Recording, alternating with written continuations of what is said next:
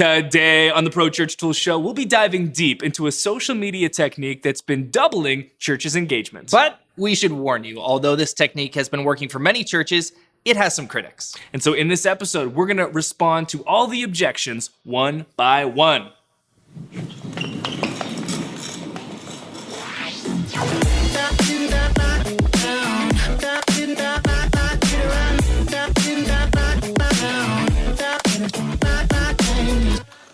Well, hey there, and welcome to the Pro Church Tools Show. This show is all about helping you and your church navigate the biggest communication shift in 500 years. I'm joined as always, to my right, your left, it's Sandy Skills. Hello, hello. You can subscribe to this show wherever you listen to your podcasts, and you can watch the video version on YouTube, youtube.com/ProChurchTools. If you are watching the video version, make sure to hit the thumbs up button, hit the subscribe button, the little church bell to get notifications, because we publish new videos every Tuesday and Thursday on this channel. And this is the type of video where you want to get involved in the comments, Yes. Alex. So leave a comment below and let us know your thoughts. In this episode, we are going to be responding to criticisms and detractions from a certain social media strategy that we have been speaking very highly about. About 4 months ago, we published a video on our YouTube channel, and it was called The Easiest Social Media Strategy for Churches Ever. And because we publish new videos so frequently, new content so frequently, a lot of the times what we're trying to do with our social media advice, Alex, is get churches unstuck, to empower them to take action, try something new, experiment, and hopefully in that process, kind of stumble into something that they had not hit on before and realize all of the good that can be accomplished with social. So to define this strategy, it's very simple. You take a question that we had prepared, and we put together 39 different questions that we had seen proven to work for churches that use Nucleus Social. And you can find those questions, prochurchtools.com/questions. They're all written in a Google Doc. You can just copy and paste them. Literally copy and paste them. And you don't even have to be someone who knows anything about graphic design, because you can paste them into the create a post box in Facebook, choose one of their pre-made colored backgrounds, and hit publish. And that was the strategy itself. Take these questions, copy and paste them, use the native text editing tools in Facebook and Instagram, and post, and just watch what happens. That was it. Some of the questions that we included were, hey, what's a familiar Bible verse you've returned to in times when you need it most? What was your favorite childhood show growing up? What's one piece of advice you'd give to your younger self? Name the one thing you don't like on your burger, or describe our pastor using only emojis. Those final two, not technically questions, but you get the idea. Right. What made this episode different than most is that almost as soon as we published it, I started getting dozens and dozens of DMs of screenshots from churches saying, so we used this, and we got like the most comments that we've ever gotten on a post ever. And we started to realize, sometimes you're just throwing things against the wall, seeing what'll stick. And this was really working for churches. And one of the big reasons was it drives a ton of engagement, which most content doesn't for churches online. And then secondly, there are no hurdles or barriers to doing it. Right? You don't need to know design. You don't need to come up with a post idea. We're literally handing it to you, and any church can execute on this in 30 seconds. And you don't have to do a ton of prep work. The only barrier is if you have some type of internal review process where you need to get a post approved, perhaps. But aside from that, this is the easiest possible social strategy, and it's actually driving meaningful engagement. And you can go to prochurchtools.com/questions and scroll down. We have a ton of screenshots from churches where this advice has been working for them. But just last night, 10:59 p.m., because I couldn't fall asleep, I got a DM from someone that said, look, I thought I'd drop you a note, let you know, our church's reach has increased 800%, and our engagement has climbed 550% since last year. Absolutely insane. Thank you. Now, the title of this episode is This One Technique Doubled My Social Media Engagement. The reason I said doubled is because I figured if I put 800% in there, it would seem sensational. It feels like clickbait, But I'm not exaggerating to say we've received dozens and dozens of these responses.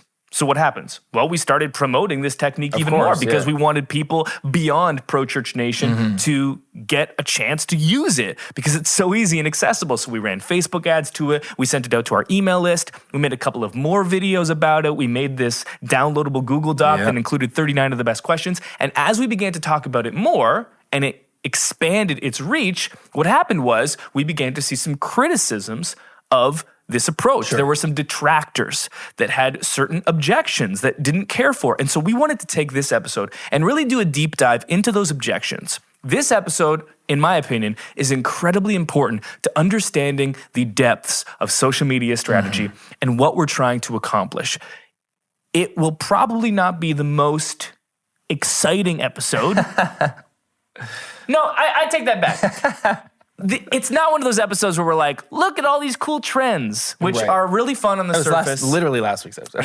Look, a fun episode, but we're talking about something that's probably more substantive, but it's not as, sexy on the surface. Yeah. It's almost like philosophical in nature. Right. It's like one of the questions we have to ask is like, what is our goal as churches on social? Correct. And I think that's where, and as we get into these objections, I think that's what we're going to see is the objections come from like a conflict of philosophy about how we're using social and what we're trying to do with it as churches. Churches are a very unique niche online and use social media. We're advocates for using social media as ministry. No other industry really has that motivating factor. And so we have to use our You're social... a dentist, you can't use social for dentistry. Right. And so we have a very unique position online. And for that reason, a very unique philosophy. Our fundamentals are almost unique to the church space. And I think that's what this episode really hits on is the fundamentals of how churches should be using social media as ministry and why. Compound that unique approach with the fact that those that are in charge of social at their church are people like Alex, who is a pastor. Right. And he is not, well, actually now he is. Terrible example of Alex. Most people Literally anybody else in charge of their church. Yeah. It's the youth pastor, it's the worship pastor, it's the administrative assistant, and they're in charge of posting. They are not formally trained in social. And so now you have these two things that are making the problem or potential problems even worse, and that's how we end up with conflict like this. Yeah. So let's define our goal for social media. We think that as you use social, it should be working in lockstep to accomplish your church's mission. Yes. And every church's mission is said differently, but at its core, it's the greatest commandment and the Great Commission. That is to help people to love God, love others, and make disciples. The other thing that's really important here is understanding that church, as we see it, is meant to be a place of belonging and community. And I think most of us can agree with that statement. And for me, I grew up going to a Baptist church. And until I was about 13 years old, I attended this church. And to me, church was never a place that I wanted to go. It was one of those things where mom and dad are dragging me to it on a Sunday. And then I started going to a youth group. And I was the type of person that, around 13, I mean, like a lot of us, awkward, preteen, early teenager, didn't hit puberty till like freaking 27 or whatever. And I didn't really find a place to belong once I hit high school. I didn't really fit in with like the music crowd, didn't really fit in with the sports crowd, didn't really fit in with the academic crowd, kind of dabbled in all of them. And then I started attending this church, and in my complete wackiness and obscenity was included. Right. I found a place of belonging. And before I ever started truly believing in Christ and making faith my own, I had to belong first. And we think that is an incredibly valuable part of church. Yeah. Would you agree? I would agree, and I would agree that I think I'm not sure that many churches have goals on social media. I'm not sure they have a vision. The goal for is social we media. need to do social. Are we doing it? Yeah, like can we just check the box? heard that we have to be posting stuff here. Yeah. And so it's like we like churches, again, unique to a lot of other industries, we have mission statements that we like write on our walls, literally. They're everywhere. We have often a very clear vision of what we want to accomplish through our ministry on Sundays. But when it comes to social, there's almost a divorce there. It's like they're disconnected, they're not congruent. And I think that's it exactly. Our means of communicating with people on social have to be working towards that exact same mission with the same set of values. And that's the philosophy that drives this whole strategy is we want to help people love God, love others, and make disciples. That's what we're all about. We want people to know that they belong in the family of God. But when it comes to social, we're just posting about men's breakfast. It's like we got to do something here to meet people where they're at in their daily life and let them know that we're real people here too, and what we're doing on social is not divorced from what we're doing on Sunday. So that's the goal of social. That is the foundation that we're coming from. And we also think the best social strategies are the ones that generate engagement on all fronts. Otherwise, you're leaving something on the table. So over the course of a month, let's say, you're getting a bunch of likes, a bunch of comments, saves, shares, reach, DMs. Think about like going to the gym. There's that joke like, oh, skipped leg day. Right. You're the person that goes to the gym. You've got to take account for every single muscle group. Sure. You don't want to over-index on a single muscle group because, sure, in a vacuum, if Alex only worked out arms and I'm just looking at his bicep, I'd be like, ooh, look at the tri and bi definition. Really but then nice. I step back and Alex has little chicken legs and clearly he hasn't worked any other muscle group. Right. And you'd realize, wow, if I look in just one area, looks like this is going well, but on a whole body, another great biblical analogy, this doesn't look as healthy. Yeah. And so we think a great social strategy will start to manifest itself when you see engagement across the board. If you're only getting likes, if you're only getting comments, if you're only getting DMs, it doesn't necessarily mean you're doing a poor job. It just means that there's room to grow. You're leaving potential engagement reach on the table. Absolutely. So let's talk about the first objection.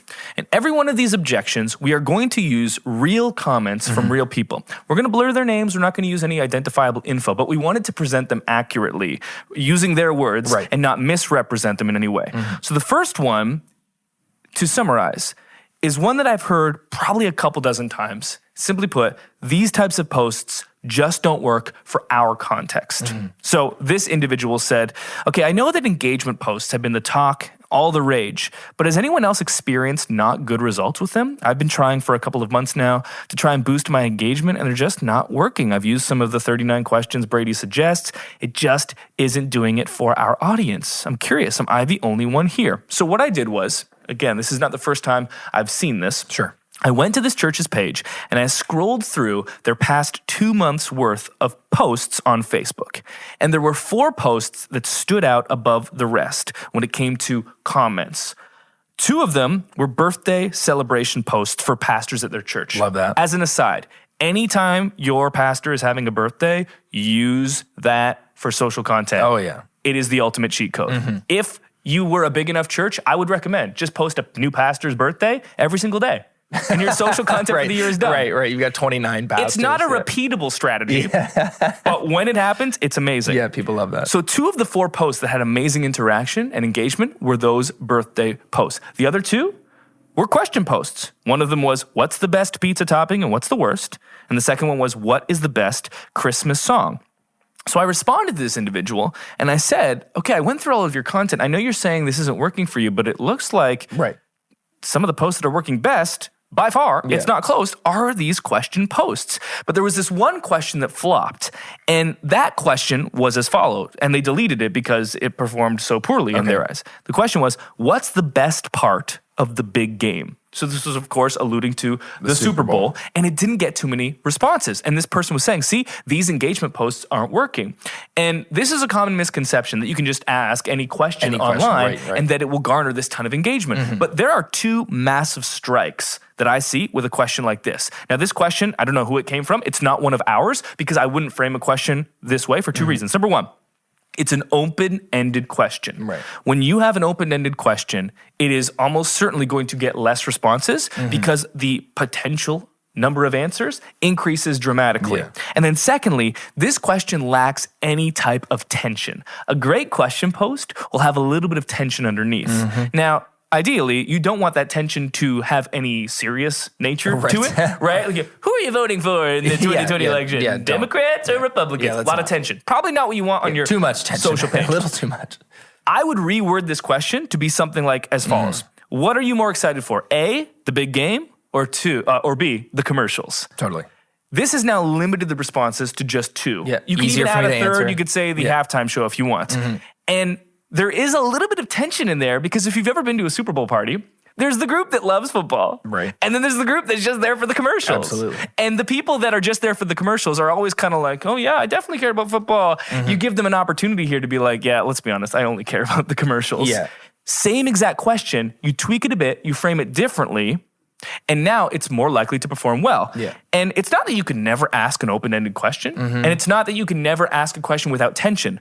But when you pair those two strikes against each other, you're just increasing the likelihood of a post flopping, and in this case, it did. Yeah, and this whole social strategy, like we mentioned earlier, you can build these posts with the Facebook text editor, ask a question, you're done.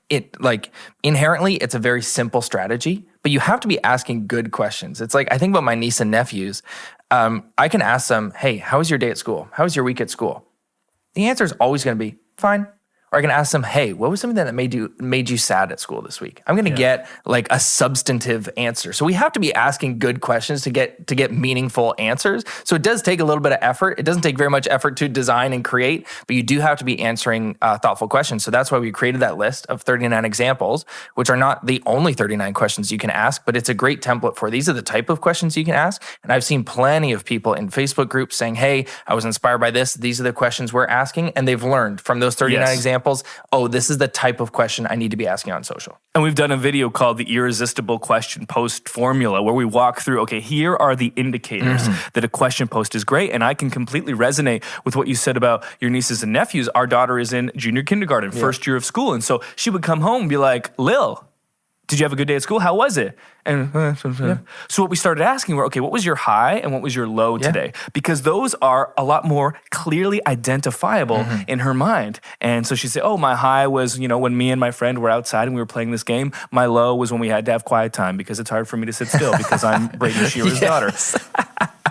And so we could have taken away, my wife and I, asking our daughter about school is a bad idea. Right. Well, no, that's not true. We're just asking the wrong way. Yeah. Same thing here. It's not that asking questions is wrong, but if you're going to ask a question that's poorly phrased and doesn't have any tension and has a potential for, 100,000 different answers, it's more likely for people to scroll past because there's nothing that is compelling them to respond. Exactly. And I followed up with this individual and I said, look at these posts. You asked about the best and worst pizza toppings and you got way more comments than any other post in the last 2 months except for these birthday ones.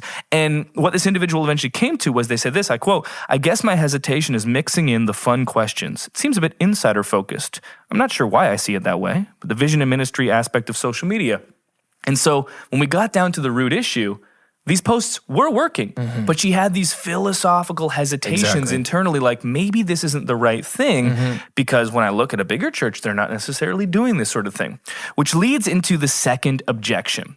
Because again, certainly there is someone out there that these posts will never work for, but I have not yet found a single instance, and I have responded to dozens of these DMs. These don't work for us. And I say, well, what about if you did this?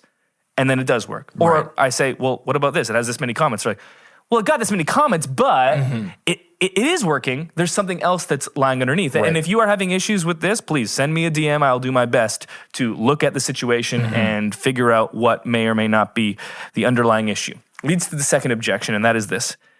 These types of posts are just engagement for the sake of engagement. Right. Or they're quote-unquote engagement bait. So this individual said this about it.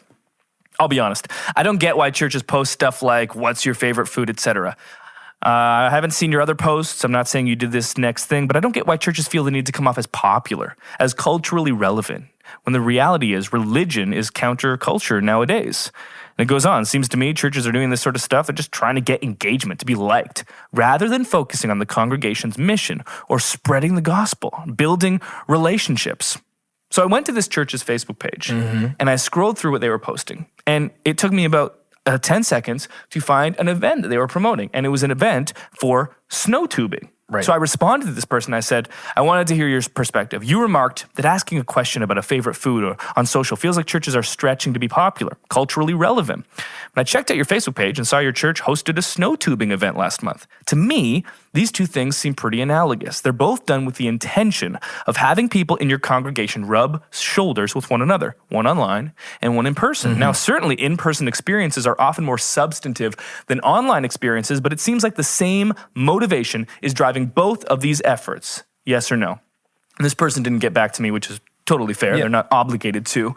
But we see this disconnect a lot where churches will approach their in-person ministry one way and then not be congruent with how they approach online ministry. Yeah. So for instance, I got in a similar conversation with a friend of mine, Rob Lauder, and Rob is the creator of churchphotographers.com. The big headline on his website is "Launch or Grow a Church Photography Team in 6 months or less, guaranteed." Great Why am I mentioning resource. that? It's a great headline. It's a great resource. So many questions we get sent our way about how can we take better photos, or how can we develop a team? Because I can't do all of it. Rob has created the definitive resource for that. And Rob and I are on very good terms individually, but we got in a bit of conversation about this as well. Yeah. And we were talking about these question posts, and it's just engagement for the sake of engagement. It's just engagement bait. And Rob eventually said, if having your congregation share their favorite burger toppings is in line with your church's mission, go for it. But engagement for engagement's sake is not part of my goals with social, because it's not authentic with the mission and story of our church. So I went to Rob's website and I tracked down his small groups ministry, because the first thing I think of when I think about these types of posts is that everything that we're doing with other Christians is spiritual in nature. I think about the life and ministry of Jesus. You've got these 12 disciples that are basically living nonstop with this man. And a lot of the recorded moments in scripture and in the gospels is, Jesus and the disciples healing people, and Jesus talking in stories and parables and sharing the existential matters of the kingdom of God. But there are so many in-between moments where Jesus and his disciples recorded just having meals. Or you've got to imagine they're with each other nonstop. There are moments where they're not doing things that are quote unquote spiritual. And I don't even like framing it that way. Would those moments be any less lacking in divine encounter? Of course not. No, you're with Jesus. Yeah. And we know that when Jesus left, he left with us the Holy Spirit which indwells all of us. So by that very nature, the fact that me and Alex are together here right now, this is a divine encounter, because I can see not only is Alex made in the image of God as every human is, but the Holy Spirit indwells within him. And so when I look at him and when I encounter him and when I interact with him, it is encountering the divine right there. And then I go to Rob's website. With their small groups, they have once a quarter a thing called a missional hangout. They define it this way. This is an opportunity to invite non-Christian friends to witness gospel community in a fun and social, neutral space. That is very diplomatic wording to say, we're going to go bowling. Right. And look, church, you may not consider this to be quote unquote church, but it is. Right. Because there's mission behind this. And if you go to this church's Instagram page, it didn't take me long to find water tubing. Again, tubing. Churches love their tubing. Water don't blame tubing, them. Water tubing in the States, snow tubing up here. You love the just tube. tubes. There was another image of a bunch of the older folks, I just mean adults in the church, dressed up for some Christmas thing. One is dressed up like a bear, one is dressed up like an elf, another dressed up like an elf. There's a photo of their kids' ministry in some type of race, it looks like. What do these things have to do with church? Well, what a silly question. Yeah. Of course these things have to do with church, because we are creating a community and we are doing things in person that are encountering one another, and they are all bridges to maybe something that's a bit more down the line. But if all we did was our church services, we wouldn't necessarily get to reach out to people and engage folk like we are now. And this isn't just about outreach. I don't know about you, but growing up, I remember the best times in church were our annual softball game. Absolutely. Those are the things that stood out to me as a teenager, and they stood out to me as an adult now as well. Yeah, my wife says the same thing. She grew up in a really, thriving youth group community, and she could probably never tell you about anything that she remembered from a specific Sunday service when she was a kid, but she can tell you, she could just talk for days, stories she has about nonsense that her and her youth group got up to. And that's just what it looks like to be part of a community, to live life with each other. And we know, we all know this, that the church is not a building. It's made up of people. It's made up of you, me, Jonas behind the camera, whoever's listening to this podcast or video. We know that it is made up of our bodies. We are the church. And that what you and I do here in the office during the week, what I do at home with my wife, what we do with our friends on Friday nights, none of that is less spiritual in nature. None of it is less holy. None of it is less anything than what we do on Sunday mornings. But for some reason on social, we are scared to ask questions that aren't spiritual. I remember when we started asking these kinds of engaging questions on social, we were getting some pushback not just on the strategy itself, but on specific posts saying like, why are we asking about pizza toppings? Like this has nothing to do with church. It's like, of course it does. This is what you're talking about before church. This is what you're talking about after church. This is what you're talking about before small group, after small group, at the water cooler at work. Who's got a water cooler at work? I don't know, but that's a phrase. This is what makes up life. You know, you mentioned this, the gospel. Sure, most of the stories we have recorded in the gospels are like fantastical moments of Jesus turning water into wine or healing the blind or whatever it is. But what water about into wine? Not necessarily a church moment. Let's be honest. Yeah, okay? That was at a wedding when the wine had run out. He's like, a party. Yeah, we have no more wine. We need to keep drinking. It definitely wasn't fermented. Okay. But all those in-between moments, the fabric of life, you know, like it's all meaningful, just as meaningful. So we can ask about pizza toppings because we can, and there's nothing less spiritual about it. And we can ask questions for the sake of engagement because that's what life is about. It's about conversations one-on-one. It's about bridging generational divides. I had this conversation with Rob as well. I was saying like, hey man, we've seen this work out in our church, conversations online between two people that don't really have much in common. Like church communities are weird, right? Like it's just a ragamuffin group of people who don't share a lot in common other than their faith in Jesus. Ideally. Right. So like two people who don't really have anything in common but can talk about pizza toppings. So now on Sunday, when they actually get in the same room, a bridge has been made, whether it's a generational divide, an ethnic divide, whatever it is. There are those divides. We've seen these questions bridge those divides. Socioeconomic divide. Exactly. And so like that is the purpose of stimulating this kind of conversation online, because we're doing it when we're not online. We're doing it online everywhere else, in every other Facebook thread that has nothing to do with church. So why can't we be doing it as faith communities too? And I'm heated, like my body's literally hot. This is our theological perspective. Even if you disagree with that theological take, sure. Like we look at Genesis and we're like, God's like, that person should not be alone. Right. We look at the Trinity. There are three of them, 3 in 1. Like there are so many parallels through Scripture that talk about humanity's need for each other, for community. Yeah. And not every time you're in community must it be a 24-hour prayer service. Yeah. It just doesn't have to be that way. Even if you disagree with that theologically, I would ask you to look at your church's own programming. And if you are a church that has never hosted a men's breakfast that was based around bacon, that has never hosted a Super Bowl party, that has never had a men's basketball league or ball hockey league, that has never had a programming element where it was snow tubing, a VBS, there is certainly, every one of our churches has a moment where we did something in person that wasn't necessarily what we would traditionally consider as church, but we did it for the purpose of community. We did it for the purpose of having our congregation rub shoulders with one another, because we don't want, and this is the biggest problem, we're reflecting on social what we do in person most of the time, is we get people into seats and then they watch what we're up to and then they go home. Yeah, exactly. And we're reflecting that on social. Yeah. Even if you disagree with our everything is spiritual, theological take, it is incongruent for you to look at your in-person programming and saying it's okay to do in-person, but it lacks validity to do it online. And we're not asking you or forcing you or trying to compel you to do something that you don't want to do. The problem with the rhetoric around this discussion is that every time it comes up, people are like, this is invalid. And I have yet to find any reasonable basis for that claim. You could have a different approach to ministry philosophically. You're like, we're not comfortable doing that. And I can say it's funny that you do it in person with your snow tubing and your water tubing. Yeah, you're literally doing that for engagement's sake. But you're not doing it on social. Yeah. That's your call. But let's not then devalidate something because you're uncomfortable doing it, because it's just incongruent. It's inconsistent. I can't follow that. Engagement for the sake of engagement. Yes. Yeah. Engagement.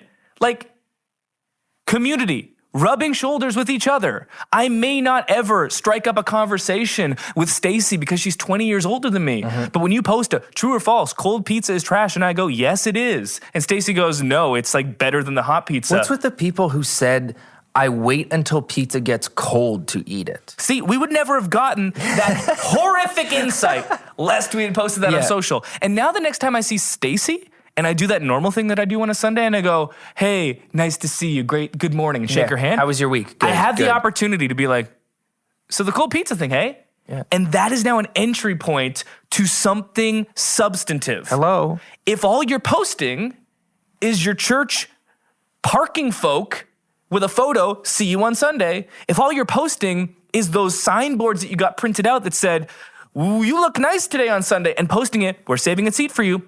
There's nothing wrong with that, by the way. If that is exclusively what you're posting, you are leaving so much on the table that could be happening with social. Yeah.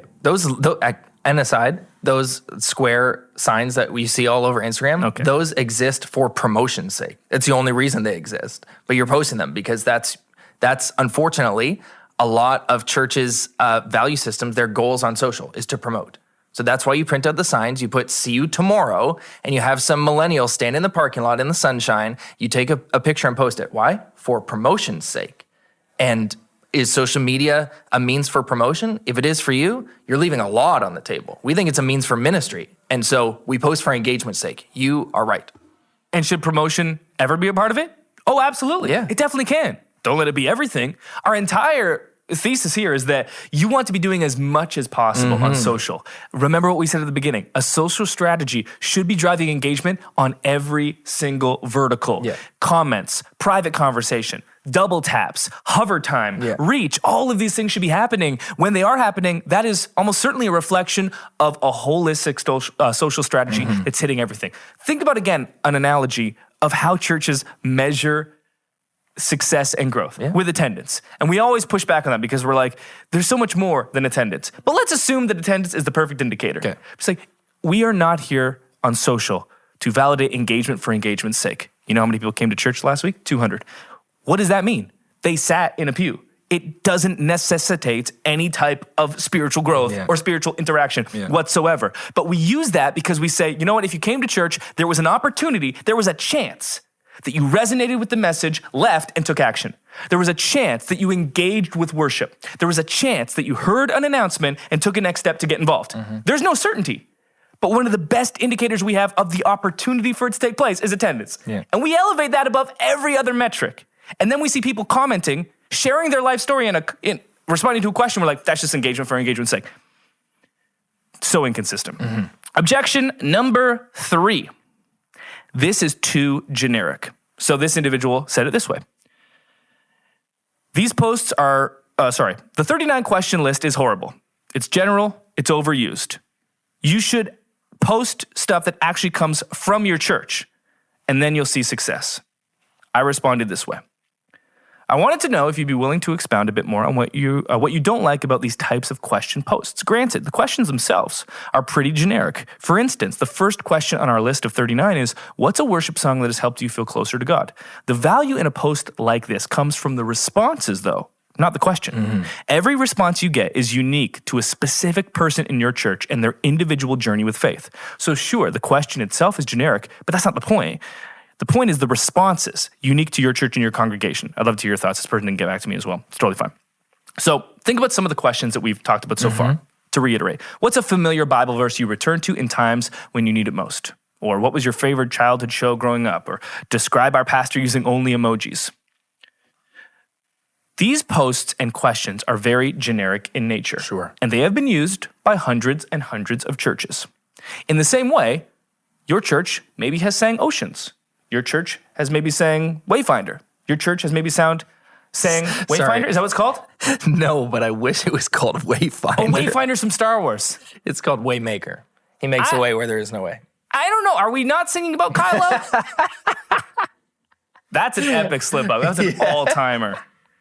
And you know what? That might be your favorite part of the episode. Yes. Why? Because it's funny. Have some fun. Have some fun, churches. Social is fun. How does the song go? I'm having fun. Can you sing it with Wayfinder instead of Waymaker? We need to make a whole music video. We need to rewrite the lyrics. Wayfinder. This is happening. Joe's got to cut. Joe's got to cut this. Our God. I knew that. I'm more familiar with it. Joe's got to cut this so that nobody beats us to it. Right, we have to be the first to this. You've probably sung songs that have been sung by thousands of other churches. Are those songs too generic? No. Why? Because it's your church that is uniquely expressing them. It's your instruments. Yeah. Exactly. You're taking something that you know is proven to engage people, and you are then putting your unique spin on it. And it's almost certainly a worse spin than the original because that's what we're working with in churches. And you said it so well in this answer. Like the value comes in the response. And I find... I almost kind of find like the nature of the comment a little bit silly, because it like the logic seems to me like, oh, well, I've asked a friend of mine this question before, or like it's like saying, like, if I've asked you how was your weekend, like next weekend or next Monday I can't ask you that question again, because like I asked you last week. Like, no, the value is in the response. So like last weekend your weekend was good. This weekend I asked you like your grandfather died. Like the value comes in the response, right? And so I don't know. And the 39 questions are, like I said earlier, they're like a diving board. Like, this is 39 examples. Use them all. They're awesome. That translates into a lot of social equity for you this year. But also learn how to ask questions, and maybe start asking more questions that are specific to your context. If you're a small church like mine, you have 300 followers on Instagram. A lot of them go to your church. You can ask some more like specific questions that are specific to your context. That's fine. Eliminate one song forever. How great is our God? Oceans. Wayfinder. See what people say. Just see the responses. I would eliminate how great is our God. It's not a hard choice. We think too narrowly about social. We think about, I'm the content creator. I'm in charge of publishing content this week. I need to create an amazing piece of content that everyone double taps and everyone goes amen to. So let me frame this a bit differently. Imagine that today you could publish 2 different posts, and I'm going to tell you what happens when you publish them. And these are based on real results from a single church. You could publish option A, and that option is a picture of cars in your parking lot with the caption, "The weekend is in sight. Join us as we gather together for worship and continue our new series." This post will get 26 likes and 0 comments. Sure. Option B, a generic graphic. It reads, "Where did you meet your significant other?" It will get 6 likes and 35 comments. Yeah. And each one of those comments will be a person in your church telling their story of meeting the most significant person in their life. Yeah. And every one of those question responses will be different. And everyone that comments will get the opportunity to read about the other people and how they met their significant other. And everyone who doesn't comment and hovers and lurks in the shadows will also get to read all of those stories. Yeah. I'm not trying to say one is invalid and one isn't. What I'm trying to say is, see, this does have validity. Yeah. And it is so substantive and it matters so much. But we as churches, we get stuck in this narrow blinders on, I got to create an amazing quote post that everyone double taps and goes, amen, amen, amen. Yeah. Let's flip it on its head. Stop focusing on creating content. Instead, create a platform for the people in your church to create the content by hearing their stories. It's funny, people frame this, we're here to tell our church's story and our mission. How about we flip it on its head? And the story and mission of your church is the story of the people that attend your church and are being impacted in their own faith journey. I want to hear their story. Yeah. Our churches are always telling our story. Yeah. What about the individual stories of the dozens of people in your church? Yeah. We never get to hear those. Yeah. Give them an opportunity to share it. You and I talked about this earlier this week when these conversations were happening in Facebook groups. And I said to you, like, I think part of the pushback that we see here is it comes from, we're a part of a lot of these like social media managers for churches, Facebook groups. And so a lot of the pushback we get are from people who do this either as a volunteer, or some people do this full time, like social media curation for churches, for businesses, what have you. And as creatives, which we both are, I think some of us just a little bit feel like our social agency is like taking being stripped from us. Like our creativity isn't being acknowledged because I have a lot to bring to the table. I'm a great photographer. I can make great designs. I could produce some really quality content here. And you're telling me just to use the Facebook text editor and ask a question? Like, I have more to bring to the table, right? But it's the same thing for me. I'm a worship leader at my church. When I lead songs, I don't do everything that I can do as a musician. I'm not singing crazy runs. I'm not doing crazy guitar solos. I'm playing 5 chords and singing really simply. Why? Because I want people to be able to follow along. Like I'm dumbing down what I'm doing to make it approachable for people. Same thing on social. Like if our goal on social as churches is for people to look at our design and say, wow, that's beautiful, then go ahead, design, show off your skills. You get lots of likes, go ahead, that's fine.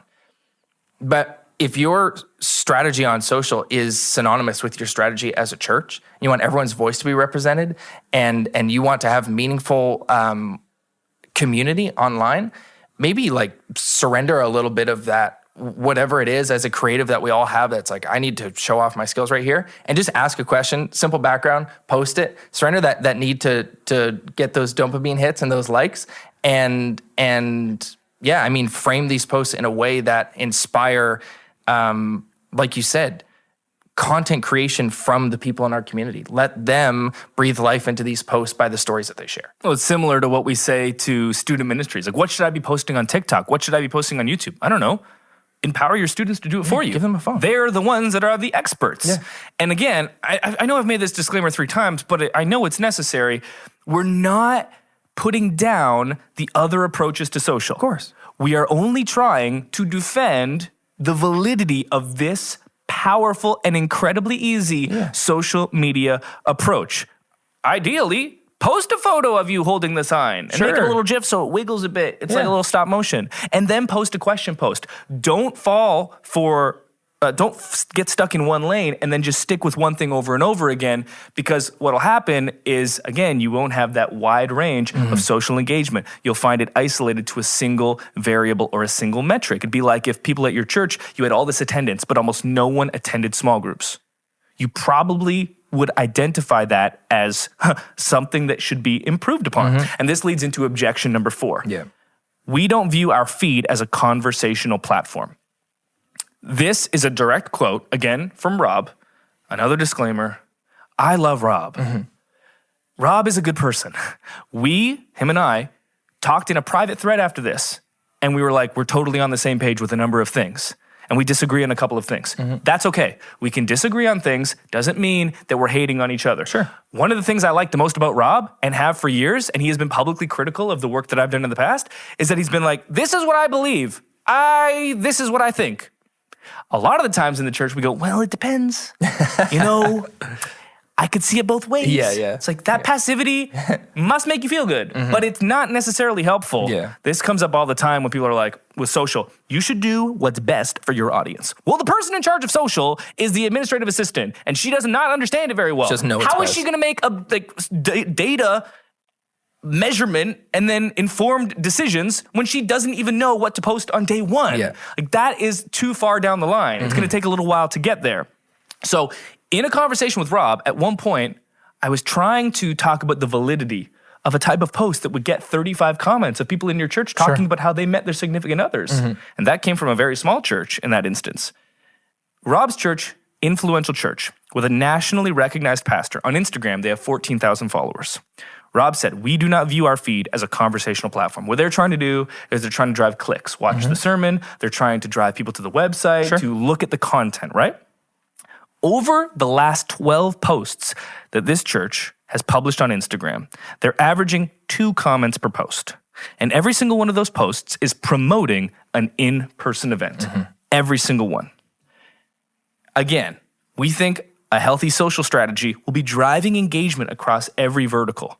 For a Instagram page of 14,000 to be averaging 2 comments per post, to me, shows room for improvement.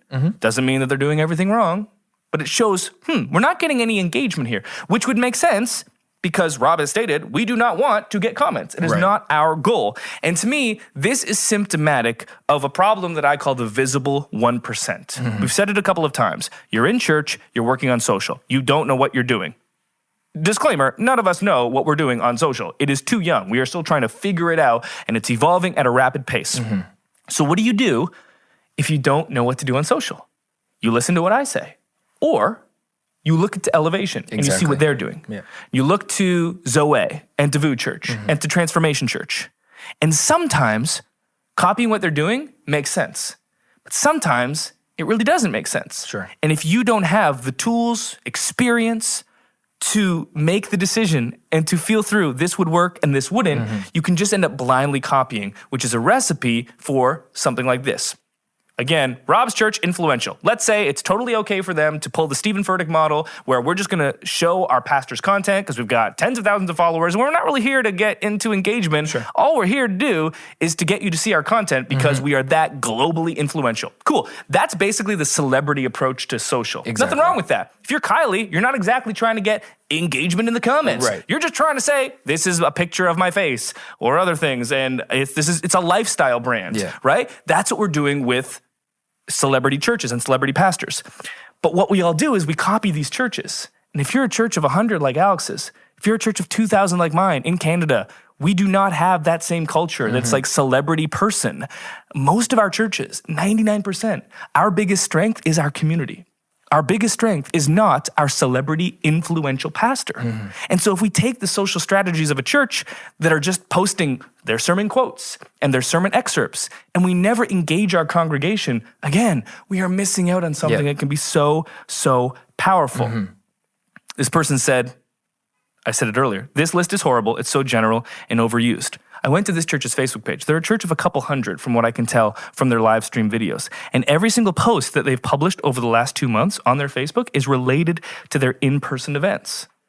And they could be engaging their congregation online, but instead they're kind of following that influential celebrity pastor model, which does not make any sense at all for a couple hundred people in a church. And I think what's underlying here is a bit of ego.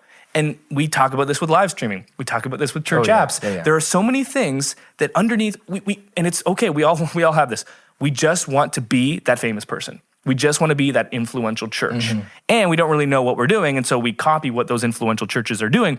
If I, even as a somewhat influencer on social with 25,000 followers on Instagram, if I took Kylie's approach to social, it just wouldn't work. Right. Because I do not have that type of social presence.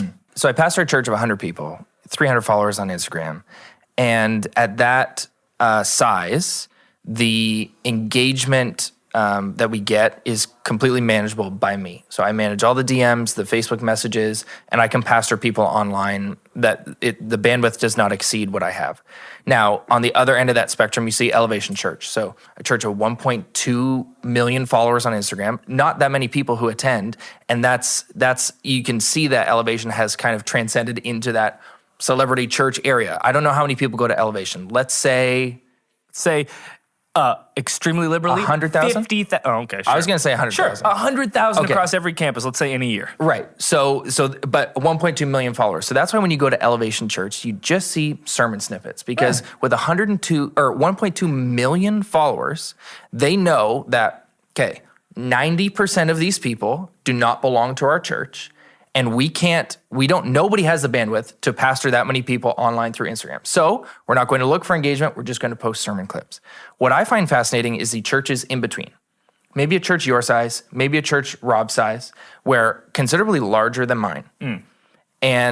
But don't post for engagement's sake.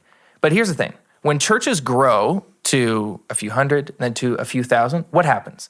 The faculties and the staff grow with it. Why? Because there is a physical need in the place of worship on Sundays, on Wednesdays, wherever, to pastor these people, to lead these people. We need more pastors. We need more children's volunteers. We need a bigger building. We need all this. But I don't see social or pastoring on social growing at the same scale. So when a church grows physically to a few thousand, you hire more people. But one youth pastor can't do what they used to do. But as that church grows, they still only have one person doing social media or two people doing social media. So in Rob's case, they say, we don't post for engagement because we don't have the bandwidth. Or we don't post for comments. We're posting for clicks. We're posting, but we don't want to hear the congregation engage comments-wise. Because we don't have the bandwidth. How do you respond to 2,000 people online? Well, your social ministry maybe should grow with your church in the same way that your youth ministry does, or your worship ministry, or whatever other ministry. And this is the fundamental paradigm shift that we've been talking about for years at this point, using social media as ministry. Right. And if we took that seriously, a church of a few thousand would have a team on social available and probably responding to DMs very similar to what I do here at Pro Church Tools during the day, just talking with people all day. Facebook, Twitter, Instagram. Just being present and being present for people because we know that's where people are, right? 167 other hours. This is where they are. Our time on social is only increasing. And so should our presence on social, a meaningful presence, not just a signal that points to a Sunday service, but should our meaningful presence on social not grow at scale with the size of our communities? I think so. And that's a paradigm shift. How many people listening to that, myself included, listening to that thinking how do we even get there? How could I convince our board of elders that we need to hire someone to respond to DMs? They don't even know what a DM is. Yeah, I know. This is the biggest communication shift in 500 years. The stakes are high. But you know what? you start posting these questions. There's 39 of them. Post 2 a week for 20 different weeks. Half the year is already done. Yeah. And then start tracking all of the comments. Start tracking the stories that you hear when Brady talks to Stacy. They wouldn't normally. Start tracking all of the DMs when someone doesn't post publicly, but they respond privately. When they see all of the people talking about how they met their partners, and it reminds them of how they lost their partner 24 months ago. And they reach out and they say, look, could I use some prayer here? And then you start creating a catalog. All these things that led to this, all of these engagements, engagement for engagement's sake, yes, because that matters. It's one of the most valuable things that you can do online. And now you have pages and pages of testimonies of what this means. And now when you ask for 10 more hours to dedicate to social, when you ask for one more volunteer to dedicate to social, you have a reason to back up These that are request. all the prayer requests I've responded to in DMs in the last 3 months because I've been asking for them. Yeah. You know? And you know what? Sometimes churches are like, well, what does that lead to more attendance? I mean, we saw a post in Nucleus Insiders this morning, and it was a countdown post. And someone saw it, and then they texted the church, and they said, can I come? Where is your church located? Now they're coming. And that wasn't an advertisement for a Sunday service. For that, right? Exactly. But when you do ministry and you make a difference in people's lives, and you don't just say, see you Sunday, and that's not all that you do, you start to attract people through that incarnational ministry, and it makes a big difference. So to recap, all we're doing is defending the validity of our social posts. Objection number 1, these don't work for us. They always work.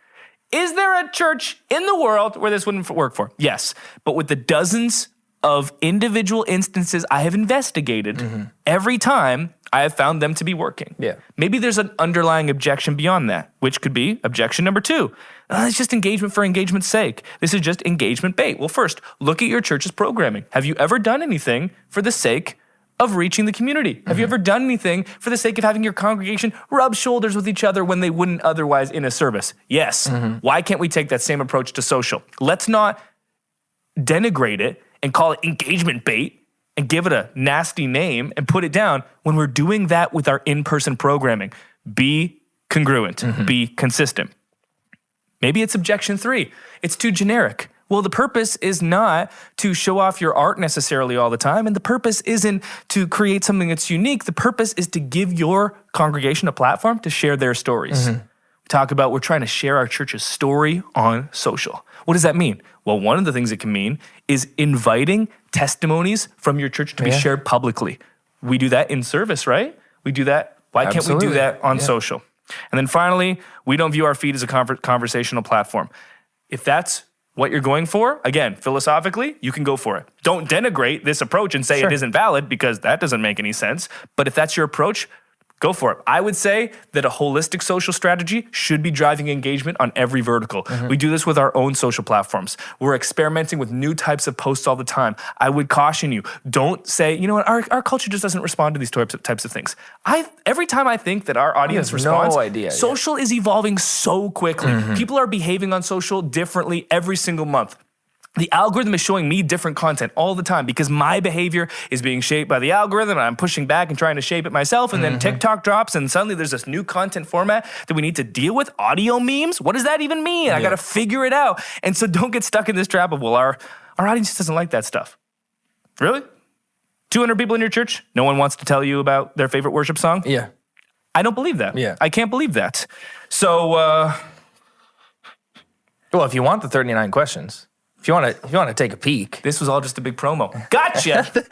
Promo for nothing. It's a Word doc. I kicked over my club soda. It's a Word document with 39 copy and paste. It's a Google Doc. That's right. Well, we're going to get your email for it. Take that. I'll send it to you privately. I don't even need your email. Honestly, just put the link in the YouTube description. Yeah. Just please start using these things. A holistic social strategy is the way to go. We'd love to hear your feedback. If we missed something, leave it in the comments below. If you are still, sometimes a lot of the problem is that people want to use this strategy, but it's the higher-ups in their church that don't think it matters, right? Those are some of the most sad stories I hear, and it's happened more than once where someone will write us and say, hey, I posted this post, and the engagement was incredible, but my pastor made me take it down because it wasn't spiritual in nature. And that just sucks to hear. So there is like a fundamental, like, paradigm shift here that it's like, it's like sandpaper. Like it's But honestly, sometimes it's just about explaining things and articulating them well. So if you're talking with your lead pastor about this, here's how I would discuss it. Say, look, I've heard you preach from stage. And using specific examples would be especially helpful here. But when it comes to a pastor's message, what happens? Generally, there's a little bit of story, illustration, attention grabbing. Maybe there's a little joke here or there at the beginning. Then there's some exposition. Let's dive deep into the Bible. Let's break it down. And then there is some application. If all you did was talk about application, how could someone take action? They would have had no guidance on how to do it. If all you did was exposition, we would have head knowledge, but we wouldn't act upon it. What value is that? If all we did was that attention, storytelling, illustration, jokey stuff, maybe you get a lot of attention like a meme page on Instagram, but it wouldn't have depth or substance. You need all of these things working together. And in a sermon, you've got 20, 40, 60 minutes for you to weave through these arcs, these ups and downs, and you're bringing people to a single destination at the end of it. And then you do it differently the next week. On social, you can only work in micro moments. So you can't tell that whole story from beginning to end in one post. Sometimes the post is just a Bible list. We post these all the time. Explanations of how to read the Bible better, breakdowns. Sometimes it's just an attention-grabbing post. Sometimes it's an action post. Sign up for this. Serve here. Take a next step. If you're only doing one or two and not all of them, again, you're leaving opportunities on the table for life change and spiritual growth. So I have found if you present it in that way to a pastor, you can show the parallel, you can show the analogy. Again, at the end of the day, all of this is we're doing ministry in person one way, and we don't think it's okay to do that same thing online. If you can identify those inconsistencies, you can at least create a platform to have a conversation. Yes, we'll help you walk through that. And then also, if you are trying this kind of stuff and you're realizing like I don't think this is working for us, let us know and we'll help you try and find somewhere to tweak, maybe give you a suggestion about how to ask a better question or tweak a few things here and there to help you see this strategy really take off at your church and see your congregation really engage in some meaningful interactions online. One more thing, sometimes the easiest thing I point out to a church is that they've taken our question and they've like designed it way too pretty. And it just looks like a promotion. It looks like, a promo for an upcoming series. Like, just take the question, paste it into the create post box. Choose a funny looking background and press post. That's actually better. You might be thinking, oh, it'd be better if I actually like dress this up a bit. No, remember, it's that kind of off the cuff feel that makes it so engaging because it looks less produced. It looks more organic. Just something to consider. That'll do it for this episode of the Pro Church Tools Show. We'll talk to you next time.